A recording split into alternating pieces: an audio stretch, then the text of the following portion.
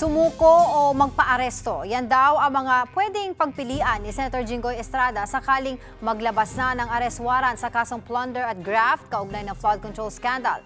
Ayon kay DILG Secretary John Vic Remulla, nabanggit din ni Estrada na kailangan niya ng knee replacement surgery pero nasa sandigan bayan na rin daw ang pagpapasya kaugnay nito.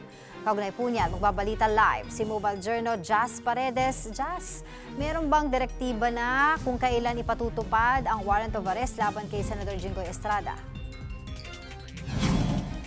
Angela, sa naging panayam kay DILG Secretary John Vic Remulla kanina, no, ang kanyang sagot dyan kung meron na bang direktiba, kung ipaparupad na ba itong, kailan ipapatupad itong warrant of arrest laban kay Senator Jinggoy Estrada, ay inaantay pa nila yung ibababa mula sa Sandigan Bayan. Pero ayon sa kanila, ay immediately i-enforce ito alongside kung sa NBI man o sa kanila ibibigay yung direktiba ng pag-enforce itong arrest warrant, ay kanila naman daw sinusuguro na dadaan ito sa tamang proseso kung sakaling magbigay nga ng direktiba na i-enforce na itong arrest warrant. Pero ayon nga sa kanyang naging statement, either surrender or arresto yung binibigay niyang option kay Senador Jinggoy Estrada sa kanilang pag-uusap. Angela.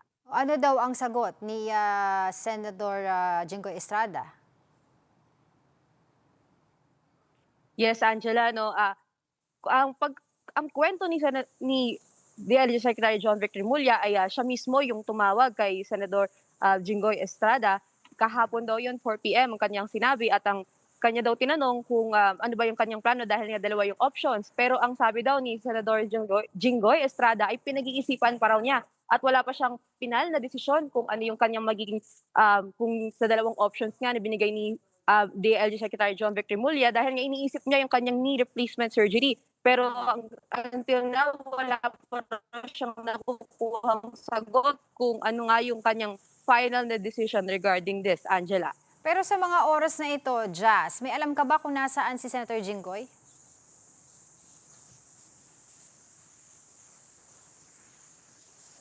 Angela, no, walang naibigay na impormasyon sa atin si DILG Secretary John Vic Remulla kaugnay sa kanyang location as of the moment. Pero ang sinasabi niya nga sa atin ay mag-antabay lamang daw tayo sa mga susunod na mangyayari. At regarding naman dun sa kanyang arrest ay they will ensure na i-enforce daw ito ng maayos at wala daw itong VIP treatment. Angela. May nakahanda na bang security measures para sa pagpapatupad ng arrest order at saan din siya planong i-detain?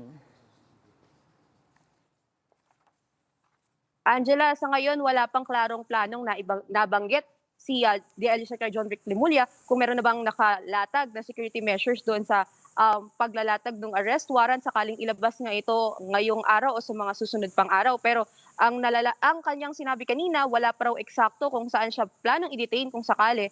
Pero there's a possibility na dito daw siya sa krami i-detain dahil nga taga San Juan daw itong si Senador Jinggoy Estrada. Angela. Ang alam ko kasi sa New Quezon City Jail sa May Payatas, diyan inilalagak yung mga may kaso no ng yung mga political officers natin na may mga kaso. Anyway, may update na rin ba mula sa DILG sa planong pagsasampa ng kasong obstruction of justice laban kay Senator Robin Padilla matapos nga umanong ayon sa investigasyon ng CIDG itself, tulungang tumakas si Senator Bato de la Rosa? Yes, Angela, no. Sa nakuha nating impormasyon, kahapon nga na i-file na formally or natanggap na ng DOJ yung file for recommendation na mag-file ng obstruction of justice against Senator Robin Padilla at 5 others regarding doon nga sa kanilang umano'y pagtulong sa pagtakas ni Senador Bato de la Rosa. Regarding doon sa maging pahayag ng DILG dyan, ay wala pang nabanggit eksakto si Remulla, pero ang sabi niya, tinanong siya kanina kung tingin niya ba ay mastermind daw talaga si Padilla dito sa umano'y pagtakas ni De La Rosa. Ang sagot niya is, eksaktong sinagot niya is the video speaks for itself. Although hindi niya eksaktong sinabi na kinumpirma na siya nga ang mastermind, pero sabi niya ay yung video na daw mismo yung nagsasabi kung ano nga ba daw talaga yung tunay na nangyari doon sa umano'y pagtakas nga ni Senador Bato de la Rosa. Angela. And kumusta naman ang manhunt operation kay Senator Bato? Tuloy-tuloy pa rin ba? Yes, Angela, no, tuloy-tuloy pa rin naman daw yung kanilang manhunt operations. As of now, hindi sila makapagsabi kung kailan yung susunod na operations. Pero yung leads ay lagi naman daw merong leads at patuloy naman yung kanilang ang paghahanap kay Senador Bato. At ayon sa kanya kanina, sa huling report daw sa kanila ay nandito pa rin naman daw sa Pilipinas itong si Senador Bato de la Rosa. So right now, locally yung kanilang search operations and yung 225,000 nga daw na puwersa ng kapulisan ay naghahanap sa nationwide. So talagang full force and yung kanilang efforts daw na mahanap itong si Senator Bato de la Rosa. Angela. And lastly, meron na bang additional na tugon, no, ang PNP doon sa mga akusasyon ng kaanak ni Senator Bato de la Rosa na nagsasabing nagkakaroon daw ng mga pagpunta sa kanilang mga lugar, sa mga property si Senator Bato de la Rosa na walang arrest warrant or search warrant? Angela, from what we recall sa press briefing earlier, yesterday, tinanong din natin yan kay CIDG Director Morico at tinanong natin dahil nga merong accusations na wala daw arrest warrant na dala-dala yung kanilang ahensya nung nagpunta dito sa mga properties. Ang sagot naman niya sa atin ay meron daw silang arrest warrant during that time, but we are yet to clarify kung ito ba yung ICC warrant or yung warrant of arrest.